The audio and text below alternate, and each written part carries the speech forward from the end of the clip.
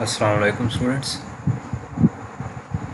Money banking and finance में आज topic है हमारा कैरेक्टरिस्टिक्स ऑफ नेगोशिएबल इंस्ट्रूमेंट्स।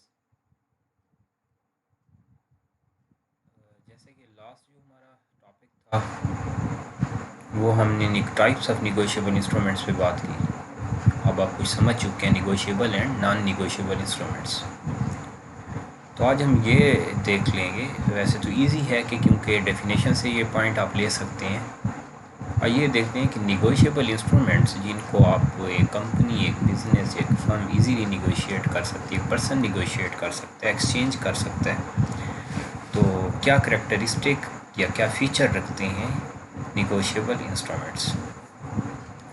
पहले ज़रूरी है कि हम डेफिनेशन रिमाइंड कर लें। Negotiable instruments means a promissory note, bill of exchange, or a check payable either to order or to bearer, whether the word order or bearer appear on the instrument or not.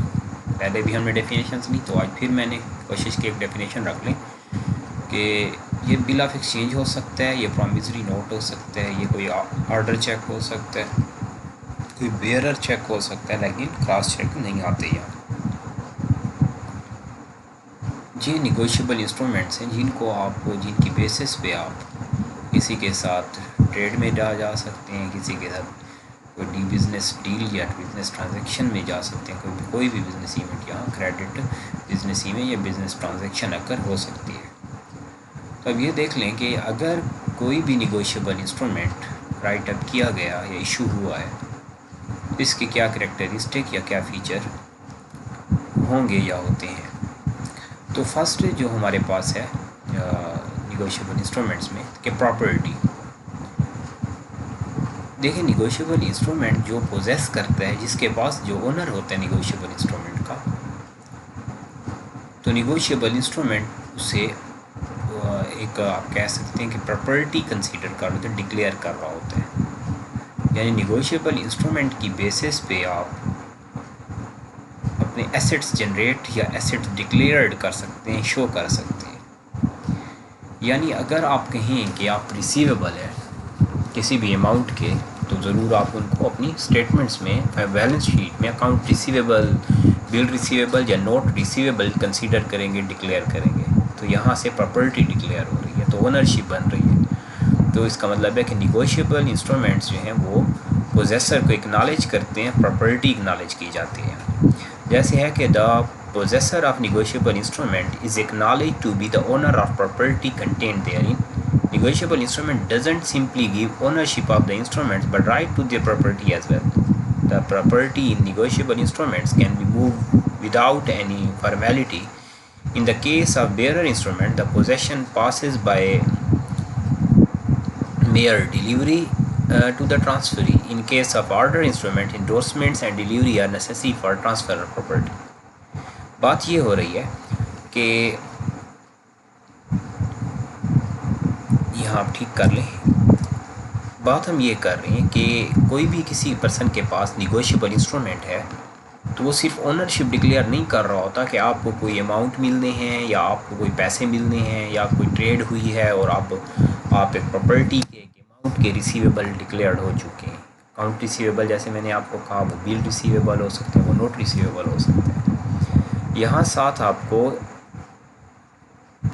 Negotiable instrument में rights भी यहाँ मिल रहे होते हैं, rights भी यहाँ acknowledge हो रहे होते हैं या राइट्स भी डिक्लेयर्ड हो रहे होते हैं। तो कोई भी निगोशिएबल इंस्ट्रूमेंट वो पोजेसर को राइट्स और ओनरशिप दोनों प्रोवाइड कर रहा होता है। ये हो गया पहला करैक्टरिस्टिक। अब हमने ये बात की कि negotiable the properties negotiable instrument in negotiable instrument can be move without any formality. In the case of bearer instrument the possession passes by mere delivery. यानी अगर कोई ऐसा इंस्ट्रूमेंट है जो बेयरर इंस्ट्रूमेंट है, यानी अगर जिसके पास है इंडोर्समेंट के बाद वही उसका मालिक है, वही उसका ओनर है। जैसे कोई चेक है, ओपन चेक है आपके पास, चेक एक पर्सन के पास है, एक पर्सन ने आपको पेमेंट करनी थी, वो आपको दे देता है चेक, तो अब आप ही उसके पोजेसर हो गए। तो अब चेक आपके पास ही रहेगा, आप जाके कैश करवा सकते हैं, कैश करवा सकते हैं बैंक काउंटर पर। इसका मतलब है कि यहाँ फिर जो बेयरर होगा तो वहाँ भी प्रॉपर्टी ट्रांसफ़र हो जाती है। इसी तरह यानी कोई स्पेशल फॉर्मेलिटीज़ यहाँ नहीं है।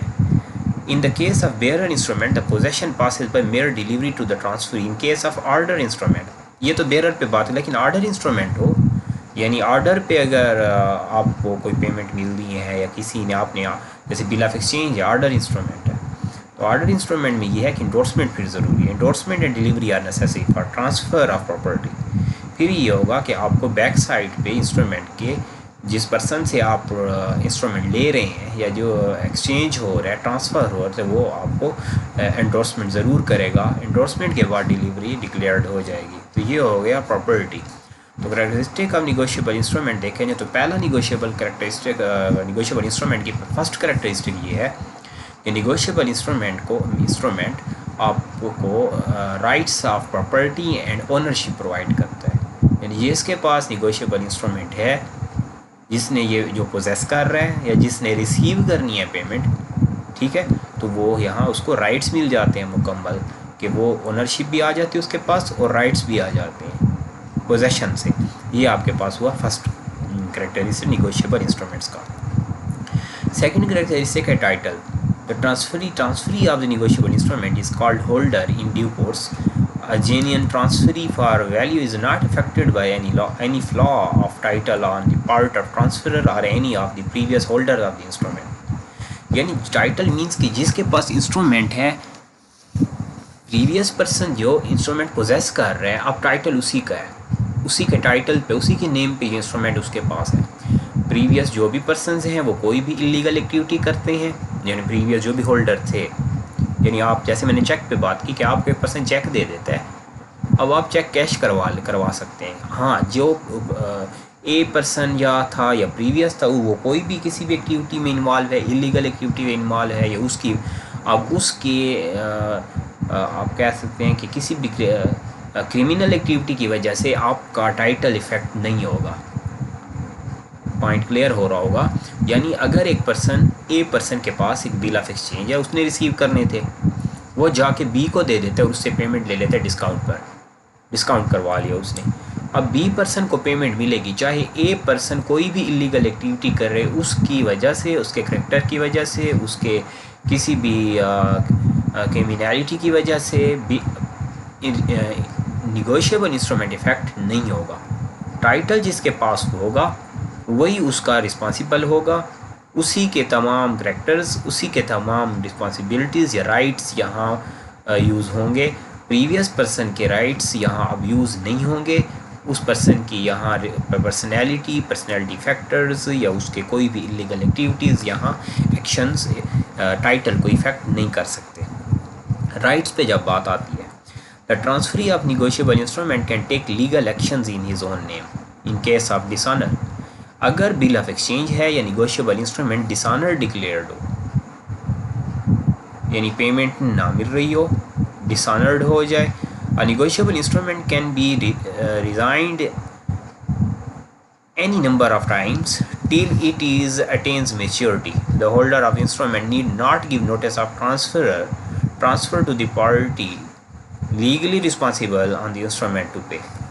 यहाँ ज़रूरी नहीं है कि आप इंस्ट्रूमेंट को एक्सचेंज कर रहे हैं, डिस्काउंट कर रहे हैं, पर्सन टू पर्सन ये मूव हो रहा है, तो उसके आप तमाम प्रीवियस जो लोग थे या आप जो होल्डर थे उनको यहाँ कोई नोटिस दिया जाए या उनको बताया जाए, इन्फॉर्म किया जाए, ज़रूरी नहीं है। राइट्स होती हैं किसके पास?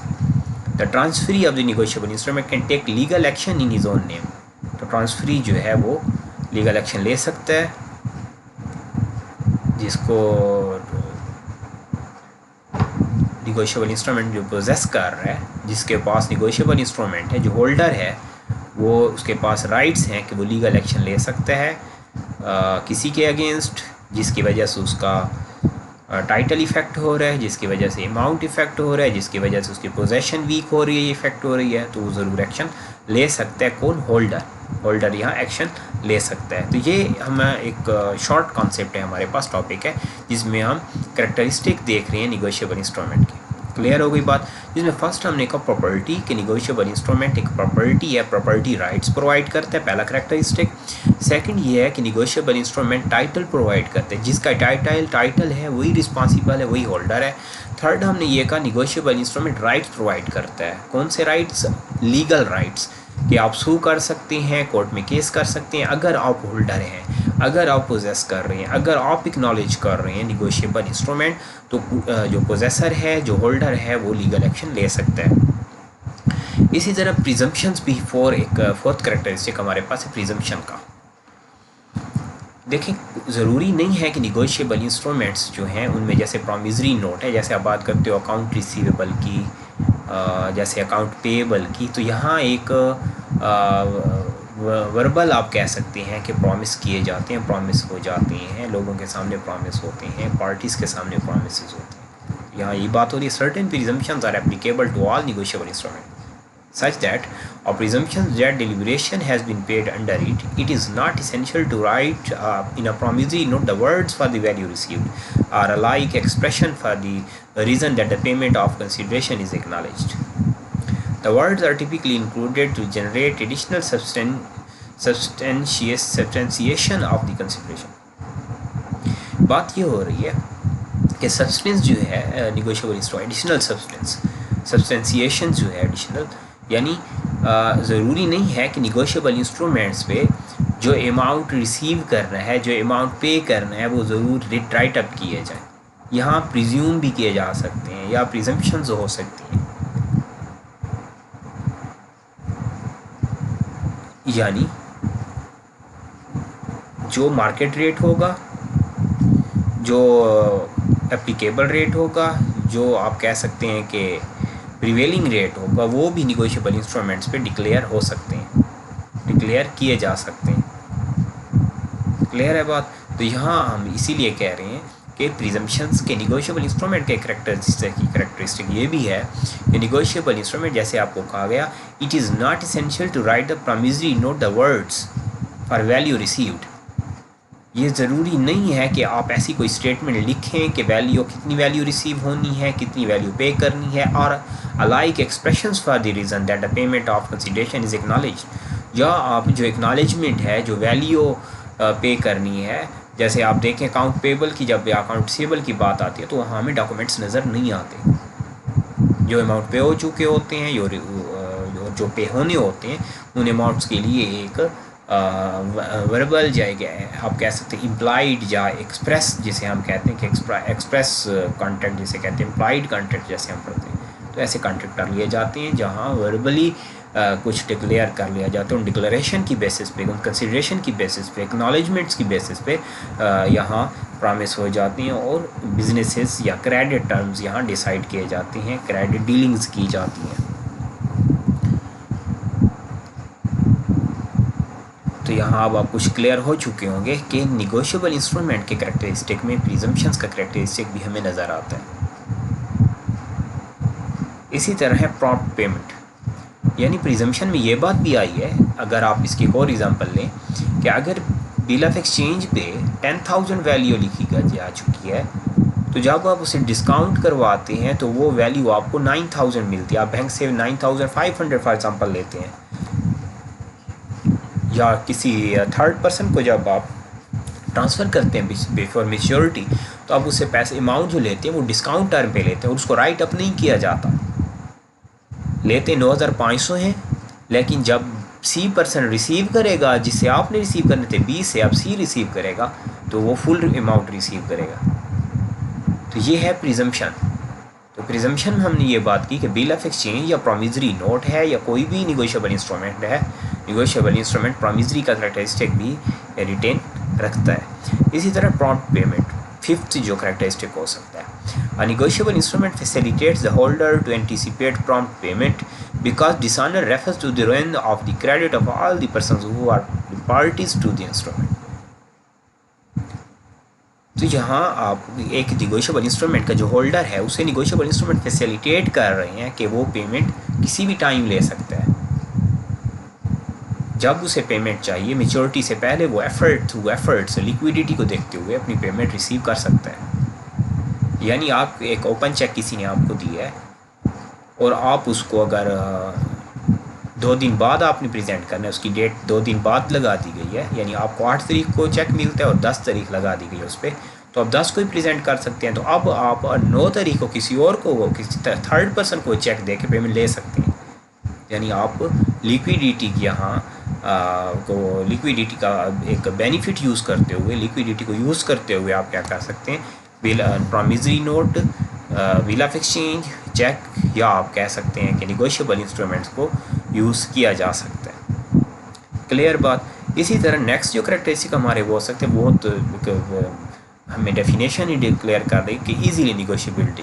यहाँ ये ईजीली निगोशिएबल है, ईजी निगोशिएबिलिटी पे हम बात यहाँ कर रहे हैं कि they are transferable from one person to another without any formality. यहाँ फॉर्मेलिटीज़ का आपको इतनी कोई कॉस्टली या इतनी कोई डिफ़िकल्ट फॉर्मेलिटीज़ यहाँ नहीं है, टेक्निकल फॉर्मेलिटीज़ नहीं है निगोशिएबल इंस्ट्रूमेंट्स की ट्रांसफॉर्मेशन में या एक्सचेंज में।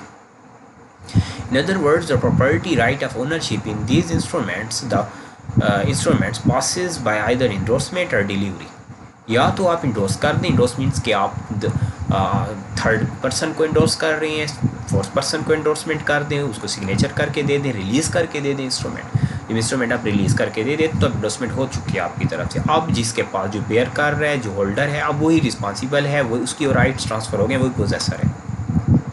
In case it is payable to order or by delivery merely in case it is payable to bearer।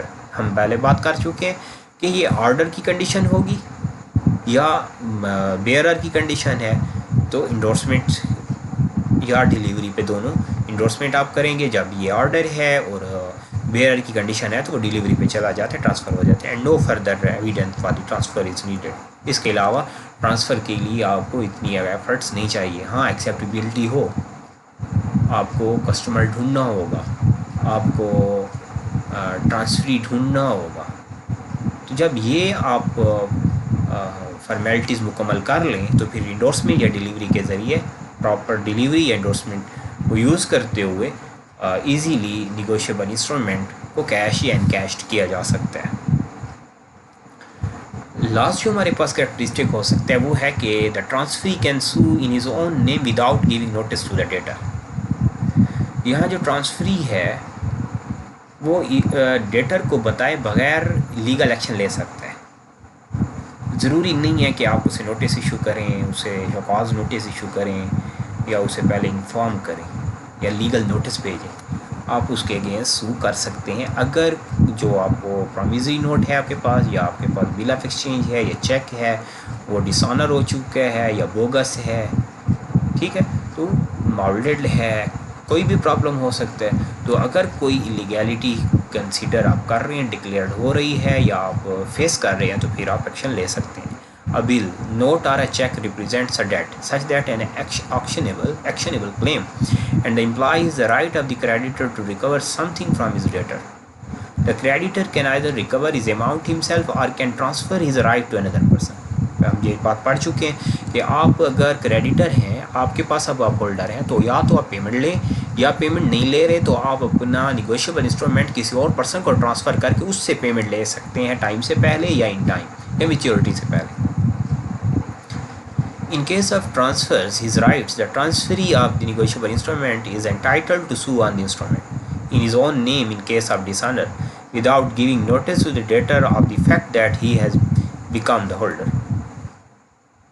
यानी आप ज़रूरी नहीं है कि आप डेटर को बताएं कि आप होल्डर बन चुके हैं, आपके पास अब निगोशिएबल इंस्ट्रूमेंट आ चुका है, उसको बताए बगैर, डेटर को बताए बगैर क्रेडिटर कोर्ट में जा सकते हैं। अगर यहाँ डिले हो रहा है, बैड डेट्स बन रही हैं, या आपको पेमेंट टाइम नहीं मिल रही, या कोई और इलीगल प्रॉब्लम फेस किया जा रहा है, तो फिर डेटर होल्डर केस कर सकता है। ये थे कुछ करैक्टरिस्टिक्स जिसे हमने 7 करैक्टरिस्टिक पे हमने बात की। आपके पास कोई भी निगोशिएबल इंस्ट्रूमेंट हो, कोई भी ट्रांसफरेबल इंस्ट्रूमेंट हो, वो बिल ऑफ एक्सचेंज हो, वो प्रॉमिसरी नोट हो, वो चेक हो, जो इजीली ट्रांसफ़र हो सकते हैं, जो लिक्विडिटी रखते हैं, जो करंट इंस्ट्रूमेंट्स हैं, इनकी बेसिस पे आप मैच्योरिटी से पहले पेमेंट ले सकते हैं। अगर आपके पास है टाइटल, आपके पास, आप टाइटल ट्रांसफ़र भी कर सकते हैं। इंडोर्समेंट या डिलीवरी से ट्रांसफॉर्मेशन भी हो सकती है, ठीक है, सू किया जा सकता है या कोर्ट में केस भी किया जा सकता है अगर यहाँ कोई इलीगल प्रॉब्लम फेस किए जा रहे हैं। तो तो ये आज लेक्चर था हमारा, जहाँ हमने निगोशिएबल इंस्ट्रूमेंट्स पे कैरेक्टरिस्टिक पे बात की। यहाँ कोई प्रॉब्लम इशू हो तो ज़रूर बताना है, ज़रूर कमेंट करें, और साथ साथ अपने लेक्चर्स जो क्लासेस आप ले रहे हैं उनके नोट्स प्रिपेयर करें। Thank you so much. अल्लाह हाफ़िज़।